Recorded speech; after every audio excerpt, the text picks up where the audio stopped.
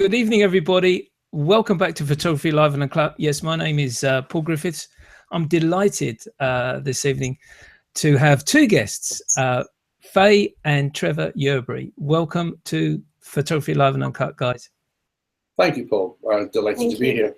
Two for the price of one. Yeah. Two for the price of one. And as I said to you jokingly before, it's like waiting for a London bus and two come along at the same time. Brilliant. So it's really great that you joined us because so much to talk about. This is the first time I've spoken to a photographer, fourth generation photographer from a family, which is amazing. So I'm going to ask Faye the first question, which I love to. Faye, what was the first camera that you can recollect in your household when you were a young girl? It was a Kodak. It was a Kodak anyway, I know that. Right. I can't tell you the exact make. I know it was square. Yes. They all were in those days. Well, my first one was a Kodak Instamatic that I remember, but I do remember playing with my grandfather's box brownie. Yeah. I hadn't got a clue what it was. Just couldn't understand why couldn't I see through the lens, all this stuff. Trevor, fourth generation photographer. So dare I ask, what was the first camera you can recollect at home? I think there are photographs of me, Paul, with a Kodak, I think a Vecta. Right? Oh, yeah. Which is probably late 50s, early 60s. Okay.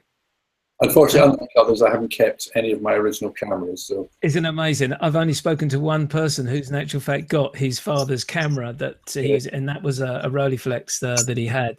And he said, I've still got it. Here it is. And he said, I still use the meter on the back when he goes out and takes photographs. Still uses it to the day, which is amazing. Amazing. So, Trevor, let's come to you first with regards to how your career started off. Obviously, you went through school life. Did you study photography at any stage of life, or was it really inbred from your family's involvement? My school life was fairly eclectic, Paul. My parents sent me to a very nice private school in Edinburgh, which I bombed tremendously well. I think they gave up on me eventually. And at the age of 12, I think we decided in order to expand my knowledge and my abilities, they sent me to a boarding school in England. Yeah. Which was fabulous. What they didn't take into account was the fact that it was a co-educational boarding school and it was a Quaker boarding school. Oh, crikey. All very peace, love and happiness in the 60s. And yeah. I had great fun. Left with absolutely no qualifications whatsoever because I knew exactly what I was going to do and where I wanted to go. I left school and went straight into a 3-year apprenticeship. The apprenticeship was with your father?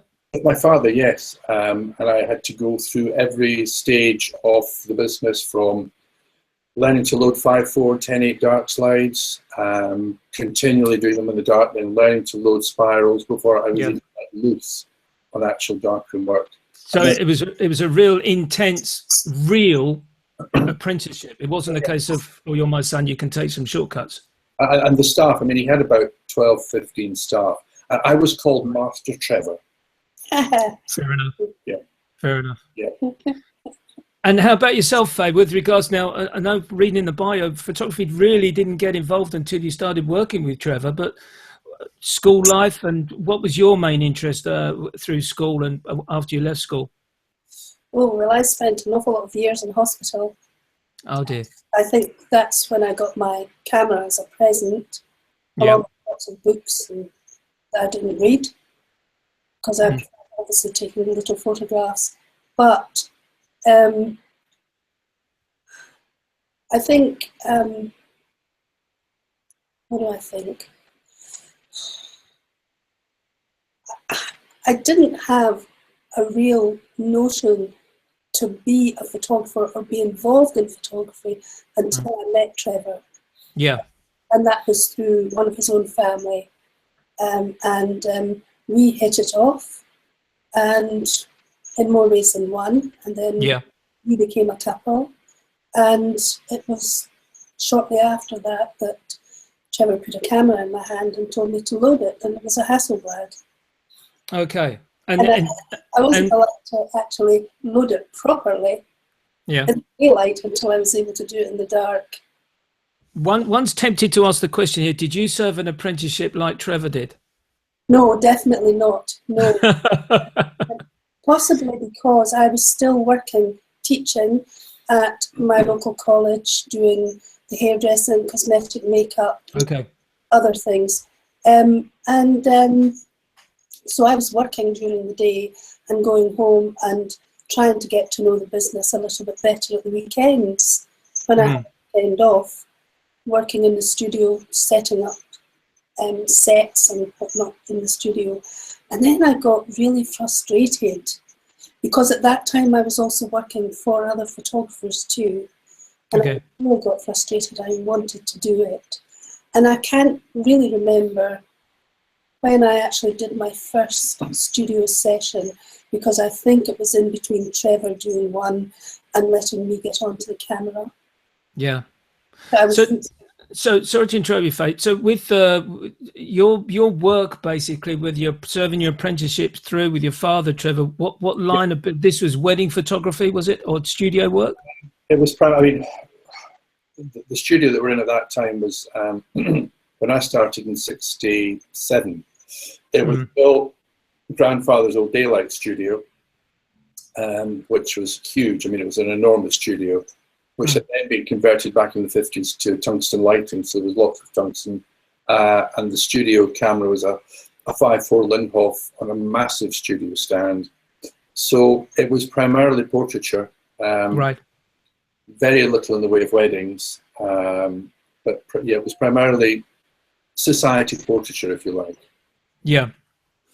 It's interesting you said, it made a comment earlier on where you said that your father had 12 staff working for you. This is not just a dare I use the term loosely, a run-of-the-mill type studio. This is a top-level studio by the sound of things with that he had going for himself. Yeah, I mean, he inherited it from his father. I mean, my grandfather was a very astute businessman, and he had all the contracts for all the school photographs. We had all the contracts for the Palace of Holyrood House, Scottish Rugby Union, the Church of Scotland, and we also had, you know, these long panoramic photographs, Paul? Yeah. Army, and well, we had one of the original Kodak panoramic cameras. So we did all of the big schools, the big military groups. Yeah. So you're talking a lot of work, so it needed a lot of staff in order to keep it going. And of course, this is another thing, because back in the day, they would say, of course, there's a lot of film processing here. There's a lot of printing and darkroom work as well, isn't there? Not just that, but there was also the retouching. I mean, people now look at Photoshop, and I keep saying to them when we do workshops and seminars that Photoshop is nothing new. You know, Photoshop in its own form. We had a Mrs. Moss and a Mrs. Ritchie, two delightful old ladies, sisters. I mean, I'm calling them old, but they were probably not old, but to me, imagine they were old. They were older than you at the time. Mrs. Moss used to retouch the negatives. So she could literally take a 5.4 neg of you or of me or of Faye. She'd put the liquid opaque on the back. She'd stick it under the hood with the backlit illumination. And she would then, with an HB pencil, retouch your face, your eyes, your jaws, your mouth. And then when the print was made, the areas she'd penciled in were then lighter than the surrounding areas. So Mrs. Ritchie would then spot them all in. So really, what they were doing then was highly specialized, and now everybody. Yeah, everyone can do it. Simple bit of cloning, or what's it called? Contained fill or something. I forget what it's called. I'm not a Photoshop man myself. I stick with Lightroom. This is really interesting, actually, because you're seeing. I'm getting a picture here of a team of guys working, and it's something which you just don't think about with regards to retouching negatives and before they've gone to the print stage. And to have a team of 12 there working for you, and you're learning all these skills by the sound of things as you're going through your apprenticeship. One assumes probably not to their standard with respect, but certainly getting to know all about it. But mate, the one amazing thing and hugely beneficial experience I had was my grandfather's printer, Mrs. Ritchie, came out of retirement back in the late 60s, and she taught me to print. So I had her And she was printing my grandfather's exhibition work back in the 20s and 30s and 40s, and then she retired. But to get her to teach me how to print, how to forge, how to burn, how to create an image in the darkroom was hugely beneficial for me. Do you think that having those skills, because it's a similar conversation I had with Michael Kenner, funnily enough, when we were talking about it just before the show. Do you think having those skills of knowing how to print has helped you in your photography? Oh God, yeah, absolutely. I mean, when I see some of the work being produced nowadays, you just think, there's too much Photoshop. People play too much with apps, with plugins, with whatever filters. In fact, I've just seen one tonight done by somebody who was on our workshop recently, and they've just ruined a beautiful image by applying some kind of bizarre filter, which just takes away from the beauty of it totally. So I think, yes, I mean, that it's made us extraordinarily diligent about what we choose. We are so selective from any shoot that we do. We are so selective about what we choose to print. We're almost anal about it. We'll analyze it, overanalyze it, critique it, relook at it, work it, leave it for a few days, come back to it before we consider using it. It's an interesting point you make there, actually, guys. Leaving the work alone for 2 or 3 days and coming back to it. I term the word letting the work marinate for a little while, then going back and having a look at it. Yeah, it does, and you come back to it and you look at it and you think, yes, there, or why didn't I see that, or actually, I don't like it. Exactly. Yeah, I don't like it. Let's ditch it and move on to another image. Faye, how your involvement with the photography? Obviously now, I know there's a big team going here, and I want to talk about your workshops at a later stage. Photoshop and the usage of Lightroom, is that your field as well? Do you get involved as much with that sort of work, or perhaps not? I don't know. But well, can I first of all just start by saying to you that as soon as I came on board, Trevor stopped any retouching that he did. He taught me to do it over a week, and then never went back to it. So for years, before we ever looked at digital, I did all the retouching. All right, okay. Yes, with coloured inks and black inks and blue inks, and yes, it was my job. That was your job.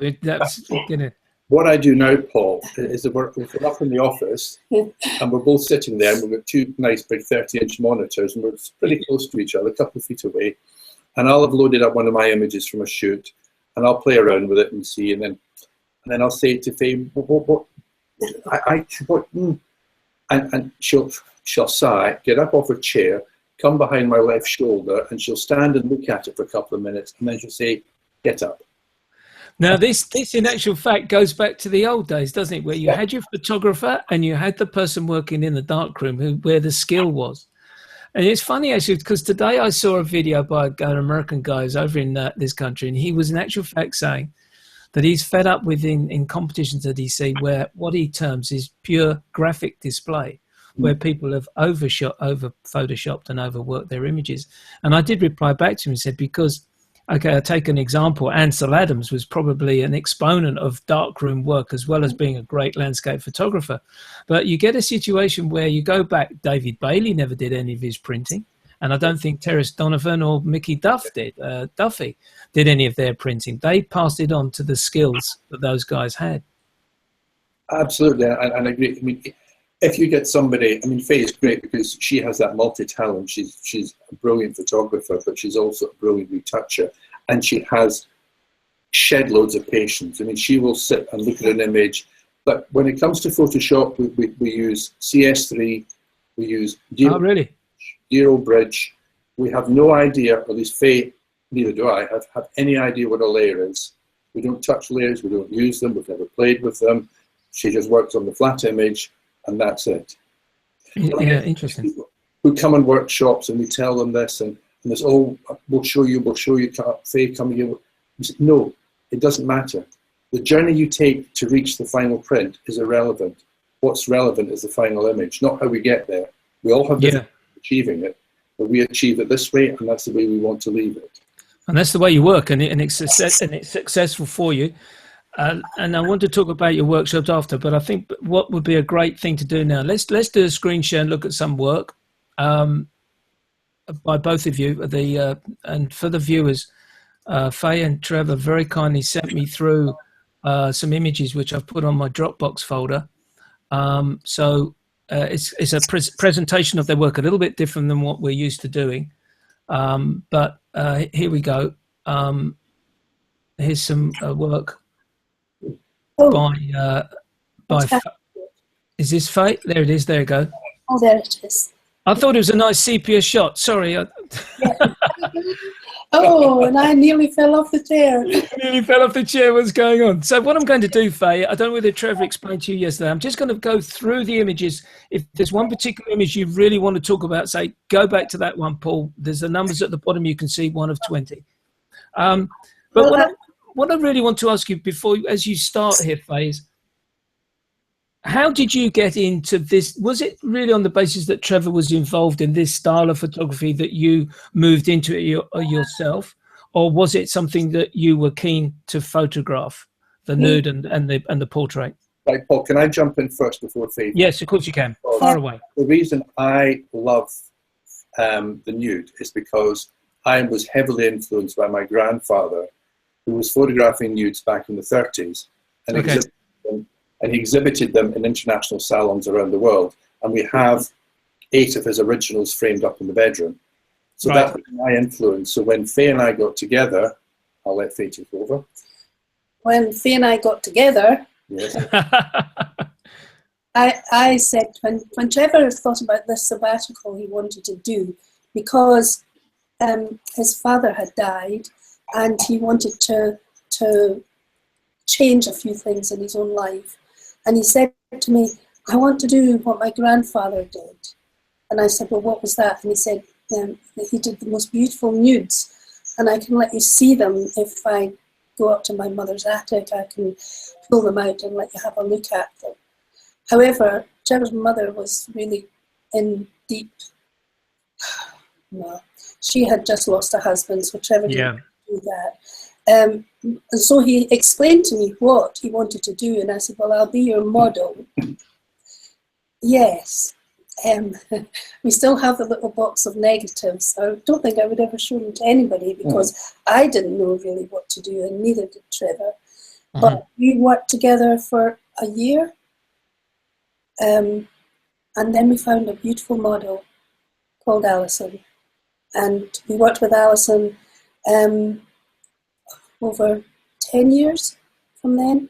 She was 18 when she started with us, and we worked with her and lots of other models in the next 10 years, really just practicing and perfecting, and until we came to this sort of photography that we're doing now. And obviously, a lot of the ones that you saw on our Yerbury page, they're very old. Some of them are old. They're up to maybe early to mid 1980s. But these ones that we're showing you, I think mostly today, well, mine are all with digital cameras, and mostly with the Fuji. This one was last year in Venice, in St. Mark's Square. Did you have to get permission to take this photograph? Hold on. You never ever get permission. You go where you want to go, and you take until somebody says don't. Don't move away. When you ask for permission, it's easy for somebody to say no.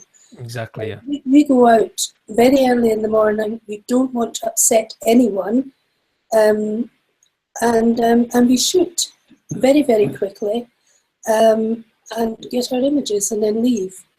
This one that you're looking at just now was in the studio with the daylight window, with my lovely model just moving, standing in a beautiful pose and just moving the right arm around.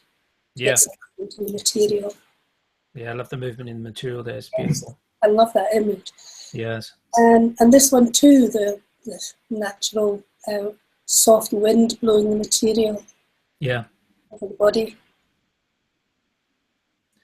You do obviously you've got some sort of location, some studio work there, but it appears from the work there's quite a lot of location work as well, isn't there? Yes, a lot of location work. But everything, I want to do images that are gentle and also show my skills as a hairdresser. Yes. Because that's what you'll see in them. This here, my mother taught me to do this when I was 12. Really? Yes. She gave me a good grounding in my hairdressing because that's what she was. And she was hairdressing back in the 1930s when this was very, very popular. And people still, when I first started with Mum, coming home from school and helping her in her hairdressing, this was only done on the back of the head in those days, but she taught me on short hair how to do this, and I never got it. I love that shot. There's a very sort of 50s type shot of some Hollywood star. Yes. Yes. I love the milkiness of her face there. It's beautiful. It's a Bowens Fresnel, and this young lady is an actress actually. Really? And she loves working with us, and we love working with her. And actually, we've been working, well, not working with her, but her mother first brought her to us when she was 18, and she's now 37. Wow. So that was done just weeks ago. That's the same hairstyle we saw on the coloured version, just a short couple of slides back. It is, and I shot this one in Vancouver when we were doing a presentation on stage. Okay. Can you just for this particular shot here, Faye, let's not go through every single one, but this particular shot, what's the lighting setup that you've created here? It's a Fresnel.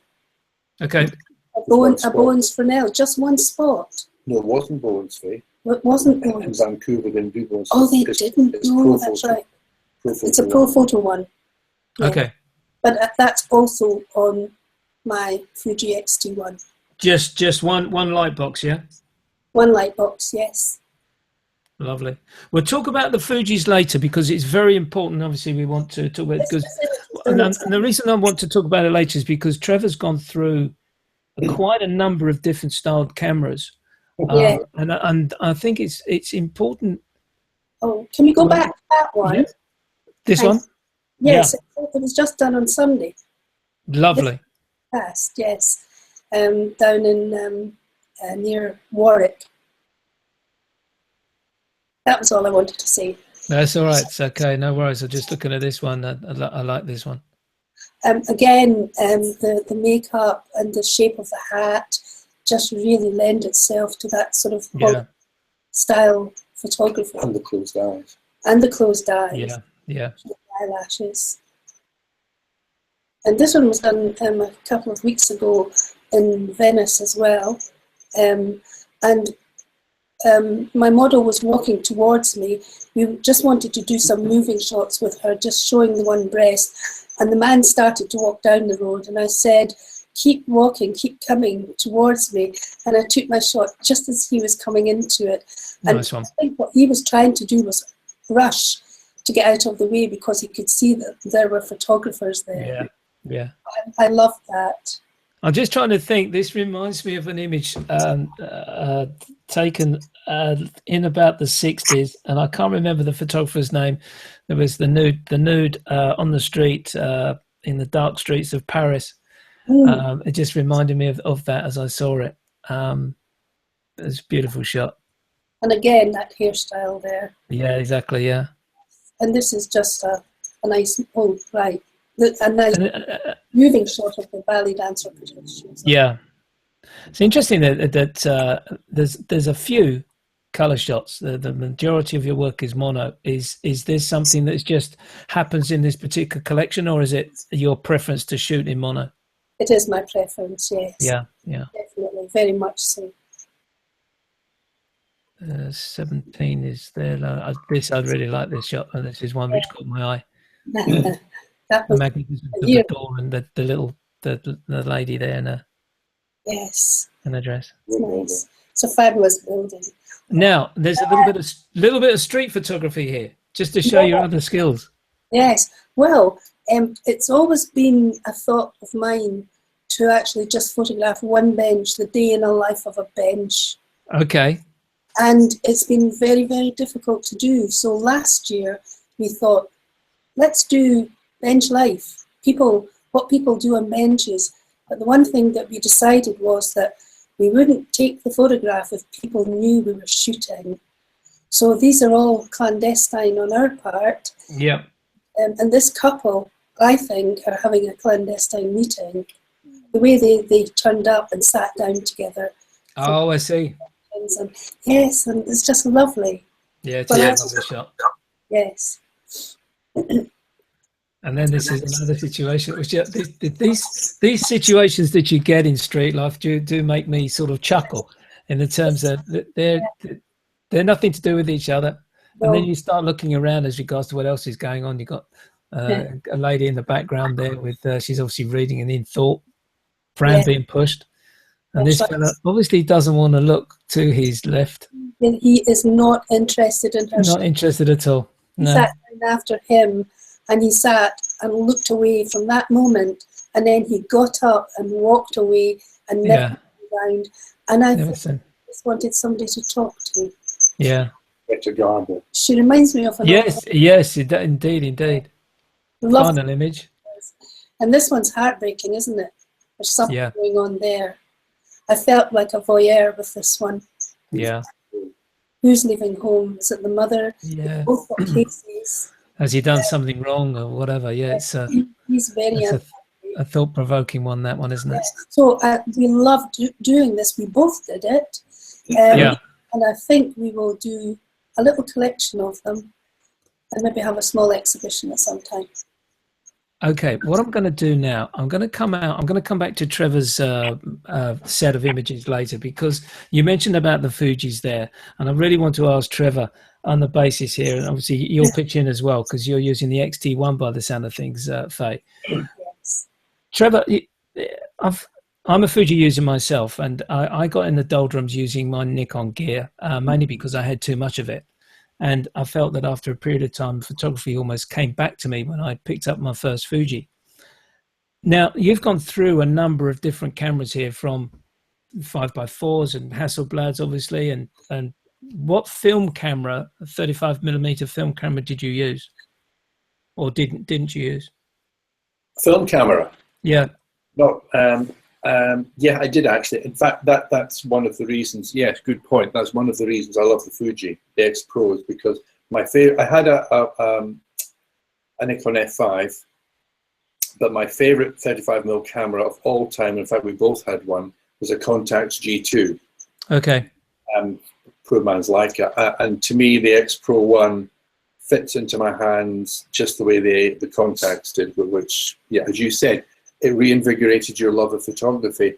And I know people keep saying, well, the camera is just the tool. And I know it's a tool, but the tool has to feel right.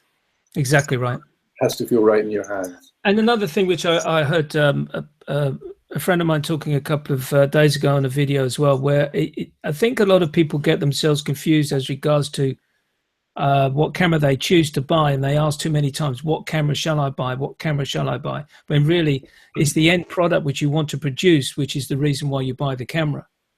You don't buy a Fuji X Pro 1 if you want to be a sports photographer, for instance.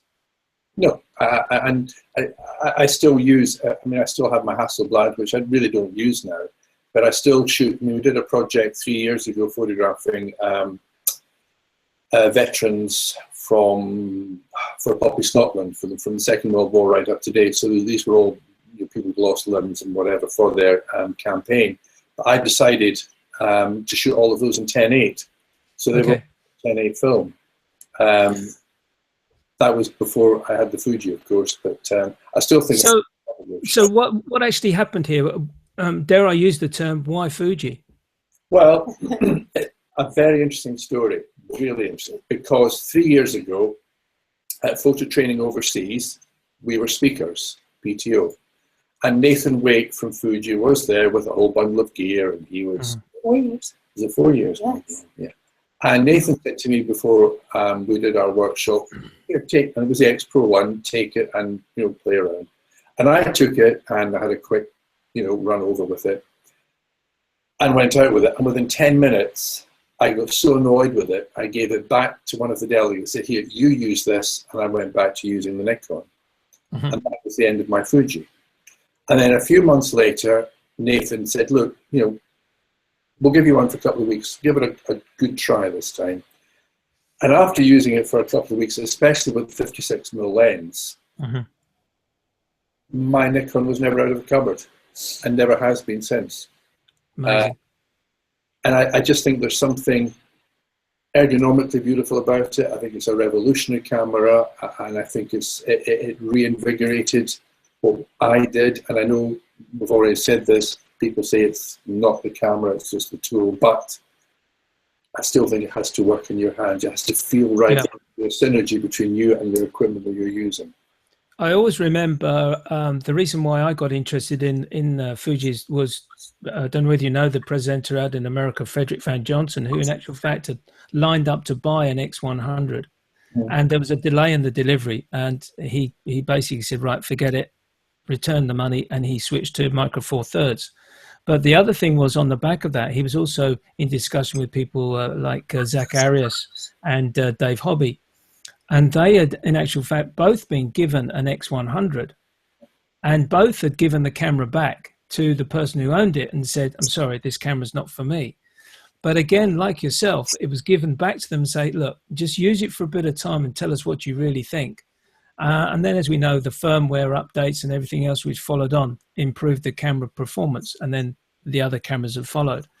But it's something about the Fuji file which in actual fact intrigues me more than anything, because I see from some of the work that we've seen from Faye, where there is, it's been said so many times before, and it's very difficult to in actual fact see it on the screen.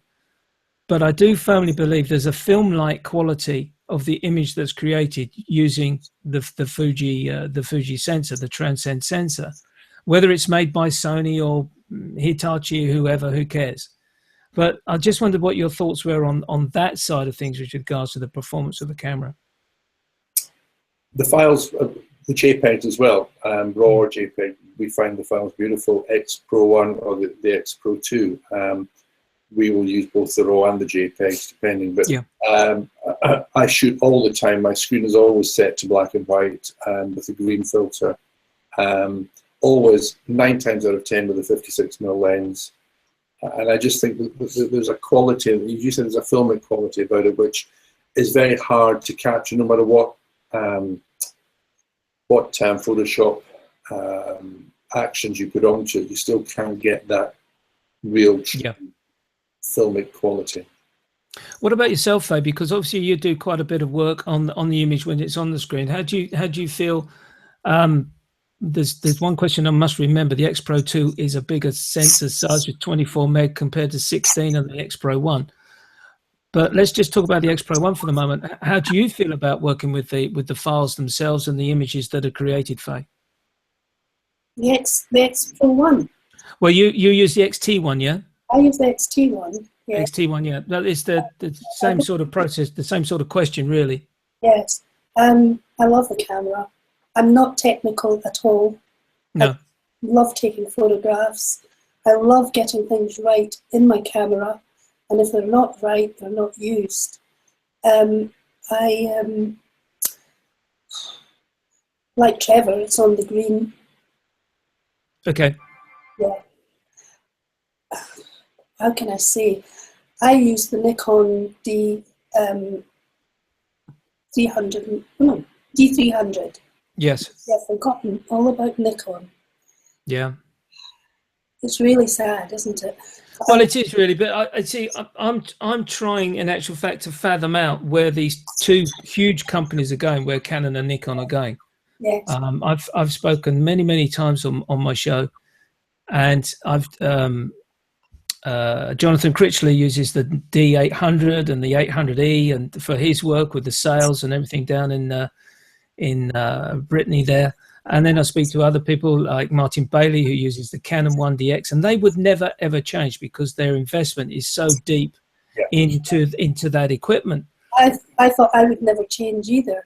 Yeah, exactly. I think you do get to a stage where you've got so much money, but the point comes to it: ease of use, lightness in your hand, lightness on your back as well if you are trekking around, especially landscape work. No more social leaders. Exactly, and it just goes on. Because I mean, you've seen the results. How can, you can't hide the results, and I love what I'm doing with it. I love my results, all of my results that I'm getting from it. Even in the studio, working with clients who are coming to us for something special, or even a client who wants to come for a Yerbury Nude, to actually use this camera, and people don't even question it.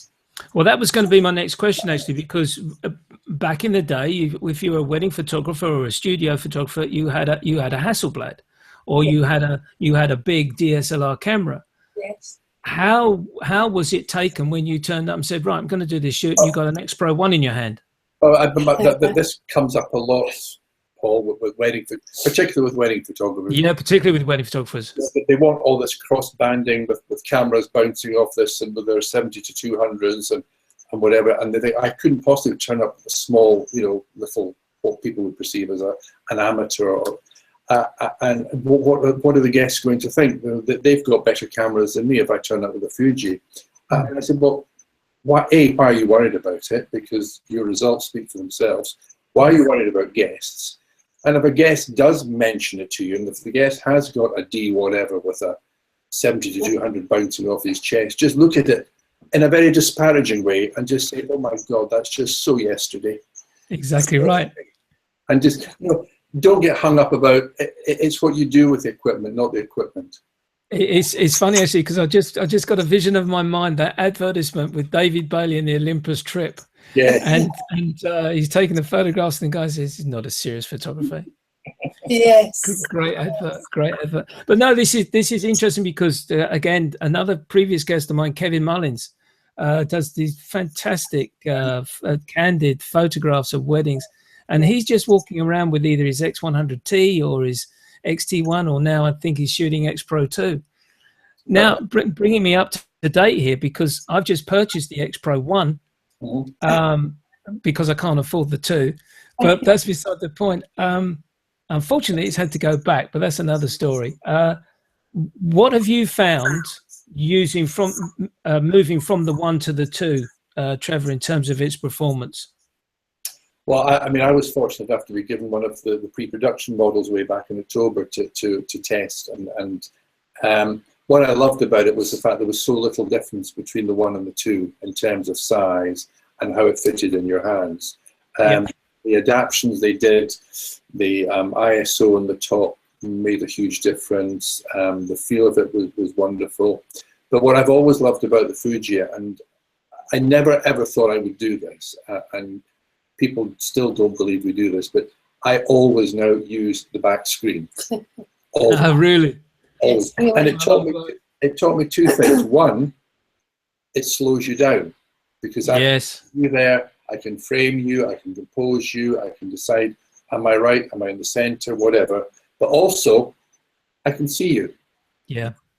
So if I was shooting in the studio with a Blad or a 5.4, I would have a cable release and I could still look at you. When you have it here with a DSLR, I'm cut off. But you're cut off, yeah. On the back, I can still see you, and I can see my screen. And that to me made a huge difference, that visual connection was re-established with clients and with models. And it's funny how others have actually started to do the same after coming into the studio and watching Trevor setting it up, but also talking to the person in front of them. They're slowing you down. Yes. I mean, on workshops, I'm sure you've seen them. What is this overall necessity to fill a 32 gig card in the shortest time frame possible? It's just, 2 or 3 shots, get it done, move on.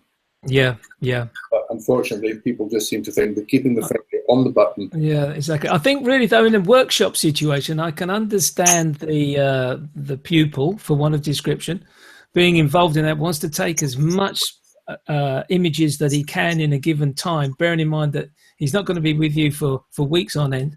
No. And he wants to grab as many images as he can, and hopefully, from your point of view, he's taking it in as regards to what he's looking to produce. But you're right, when you're out there, taking images. It's something which I've found in actual fact, and it probably is because I'm using the Fuji, but you start taking less number of images in a day. I've gone out on many a walkabout, and the guys are just rattling off images after images, and you got to take your time and choose the images, and then, as you say, the most important point you made actually, when you come to edit them, take your time over editing them. Don't just do them all and flash them out there. That's interesting with regards to that, because I wanted to talk to you about that, Trevor, because of the experiences you've had with other cameras and how we've ended up with Fuji. And as we know, an ambassador, both of you ambassadors with Fuji. Let's go to see some of Trevor's work, and we can see a similar style here of work, but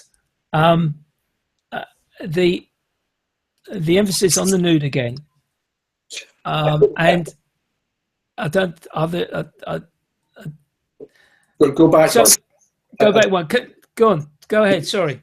The reason I put this one in specifically was because Faye talked earlier about one of our original models, Alison, and this is her. So this was back in 1986 on a 10-8, 10x8 Vista, with one of my grandfather's 12-inch Dagor lenses, and it was a 3-minute exposure, if memory serves me correctly. 3 minutes. She hasn't moved. On 10-8. Nope, she hasn't moved a muscle. No. Amazing. She must have breathed. Yeah. And again, we like images where we've never wanted any nudes because of being so heavily influenced by grandfather. We've never wanted anything to be offensive, and we've always hung nudes around our house. Our work hangs up here, it hangs in all our houses. But we want something that will make people look and stop. And this was just purely accidental. We came to this venue, this location, and there was a central pillar missing, and Christiane just fitted perfectly. Oh, right, okay.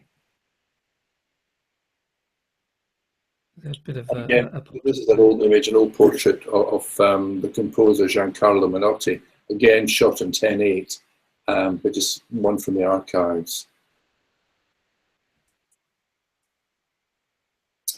And this is our latest project. Faye was talking about bench life, so I come up with another project called Interesting Lives.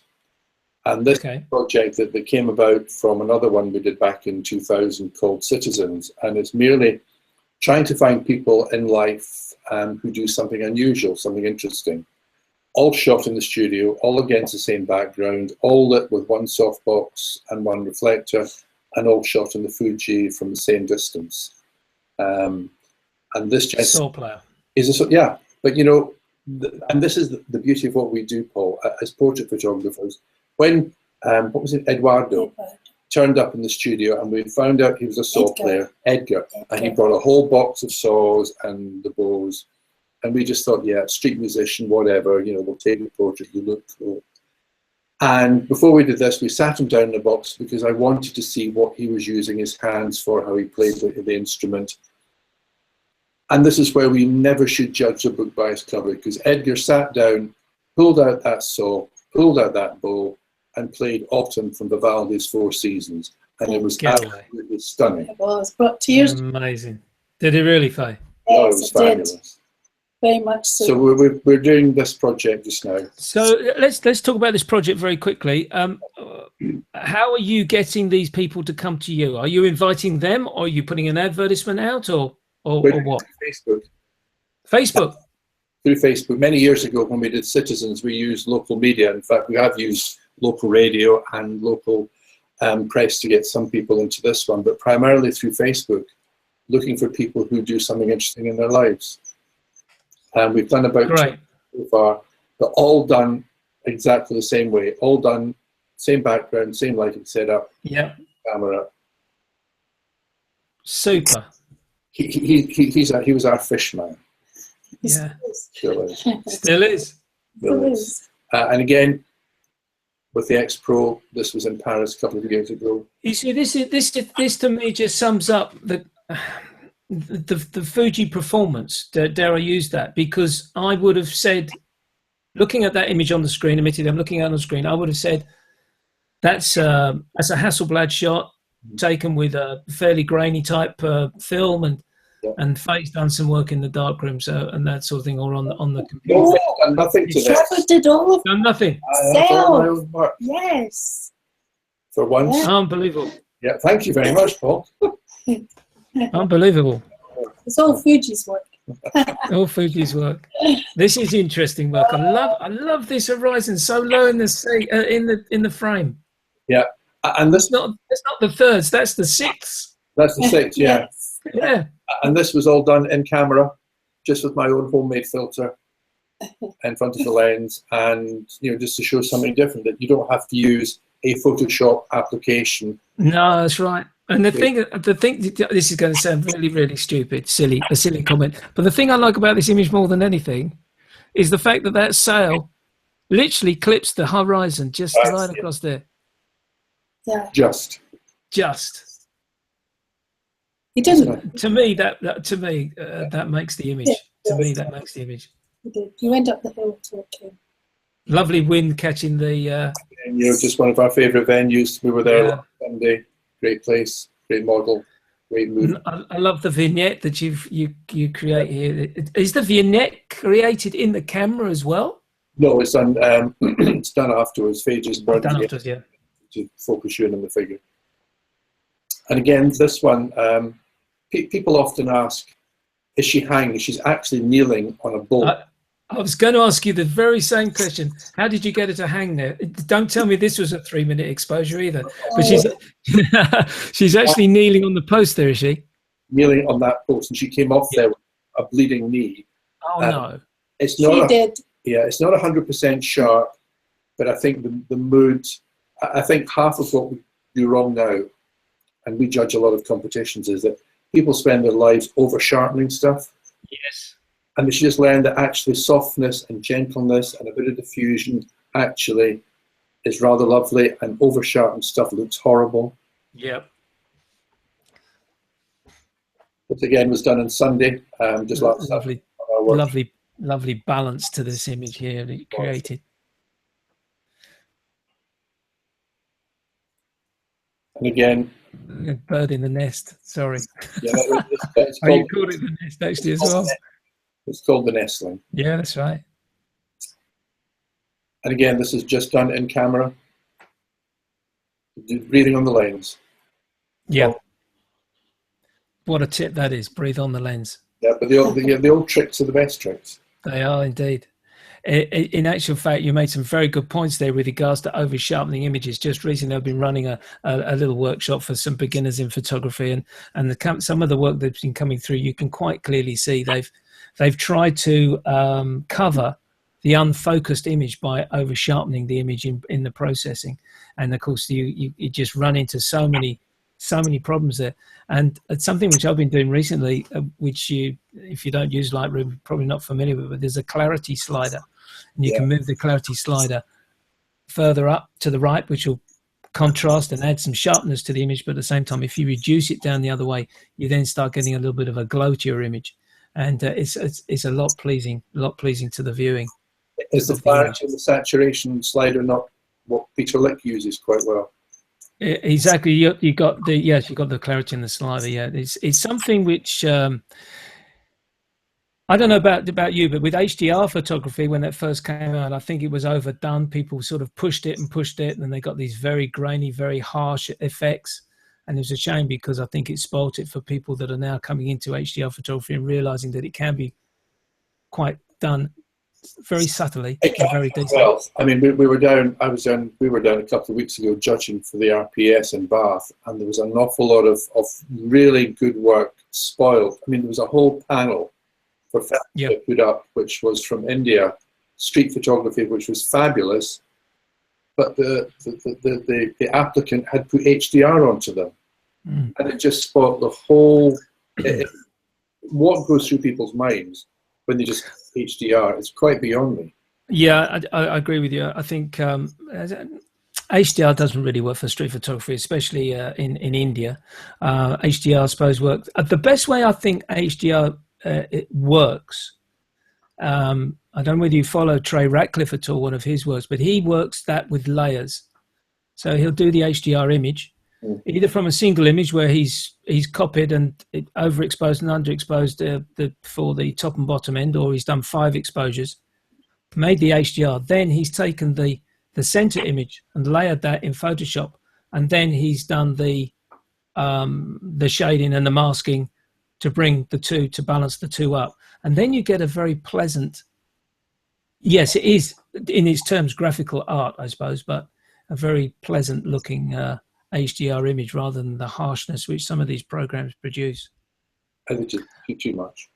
And also it's interesting you mentioned there that you're judging for the RPS. You're both fellowships, honourable fellowships, is that correct? Yes, we are. That's fantastic. Fantastic. Come to the point of the show where I've really enjoyed talking to you guys. It's been fantastic. Thank you so much for joining me. But come to the point in the show where a lot of my guests sort of tend to balk to give an answer. The first question is, Faye, who's been your inspiration in photography? Who do you think? That's very kind of you to say so. Thank you so much for saying that about me. I'm honoured. I'm honoured. Yes. I thought it was going to be Trevor, of course. Of course. Right now, Trevor, put some earmuffs on. What is it about Trevor's work that you have found has inspired you so much? I don't know that it's his work, because we're both doing the same now. It's just the inspiration that he gave me in the very beginning. To do and to get better and to learn about the camera, which I mean, I had no idea about a Hasselblad. I had no idea about lighting. I still can't move lights about or put them up because they're all too heavy for me, but I know exactly where I want my light to be, and that's because of Trevor. He knows exactly where he wants his light to be, and I think it just stems from that. I do have other inspirations, however. Go ahead, fire away. What would be your other inspirations? Well, Clarence Sinclair Bull for the Hollywood stuff. Right. I love it. George Hurrell.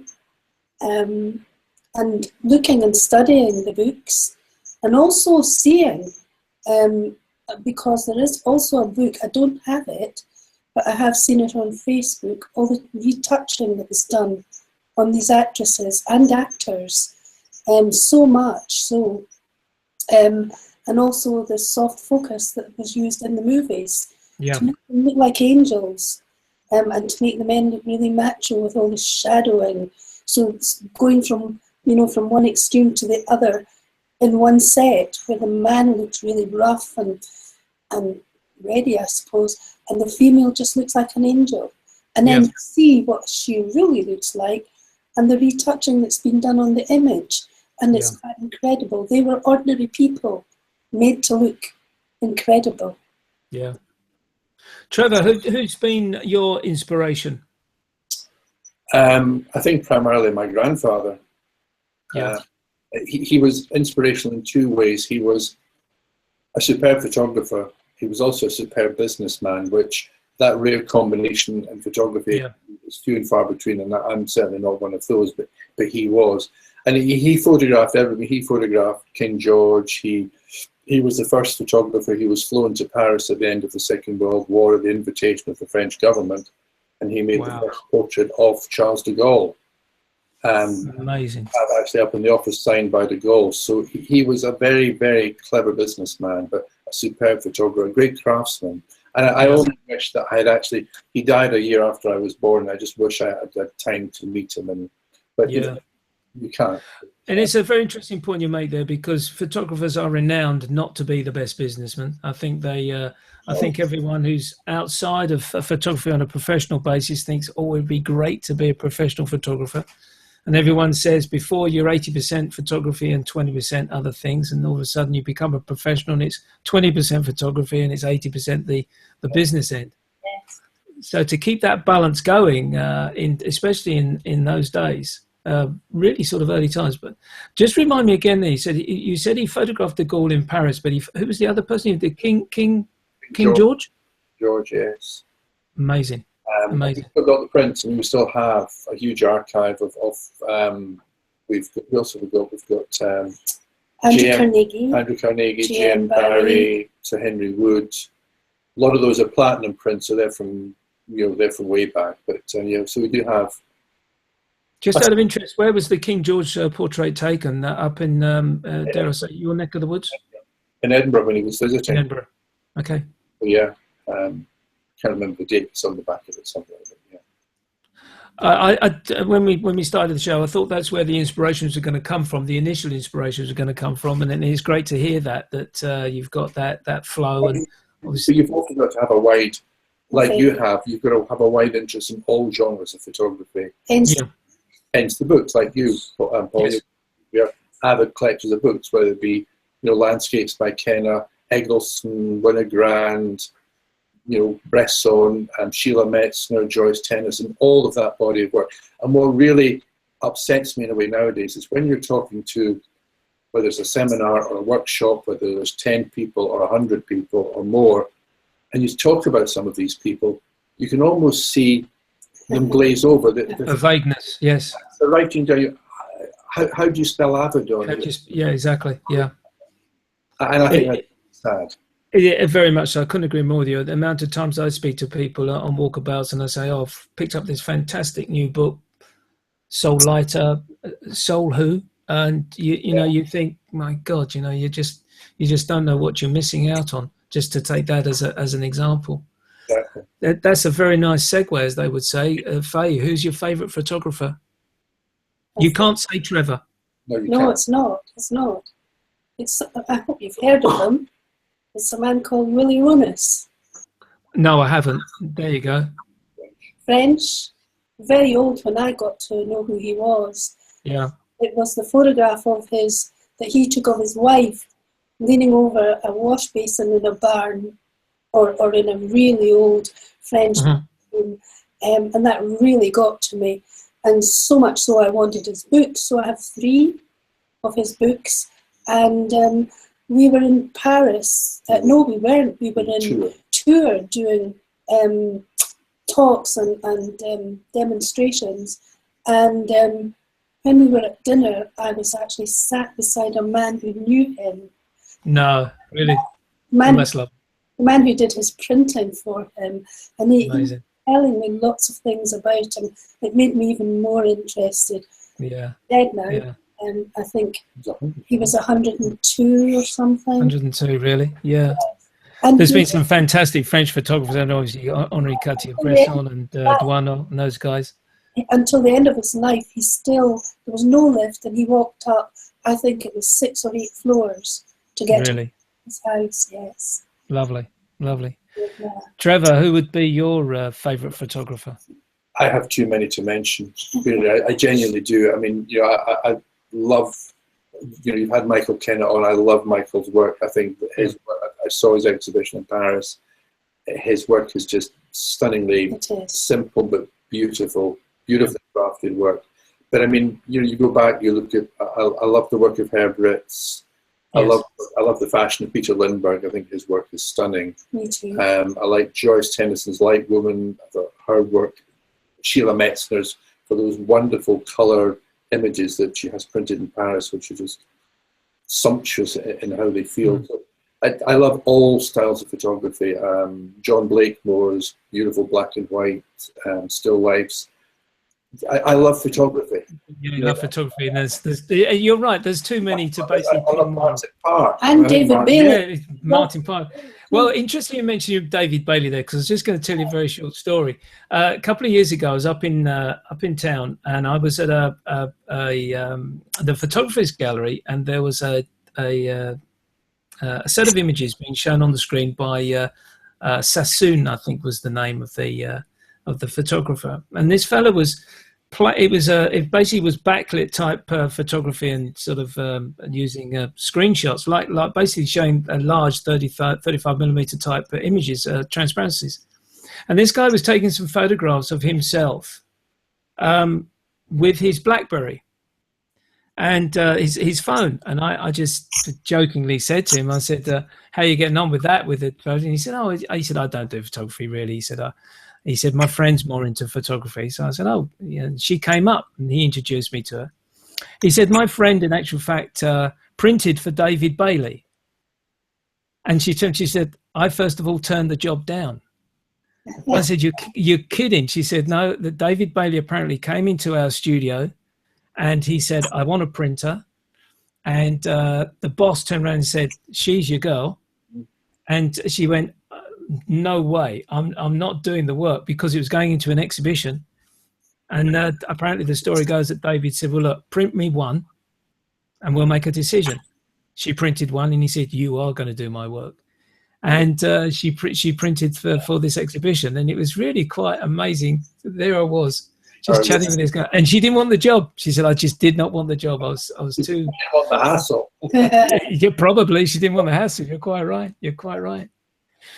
Faye, Trevor, it's been absolute delight talking to you. Thank you so much for joining me this evening and talking about your experiences with your photography and how you learnt yourself, Trevor, and how you learnt as well, Faye.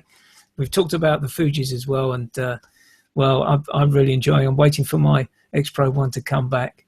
It was dead on arrival, so it's gone back to Fuji, and they said they'll sort it within the week. So it's now on YouTube, so watch out, Fuji. But, yeah, exactly.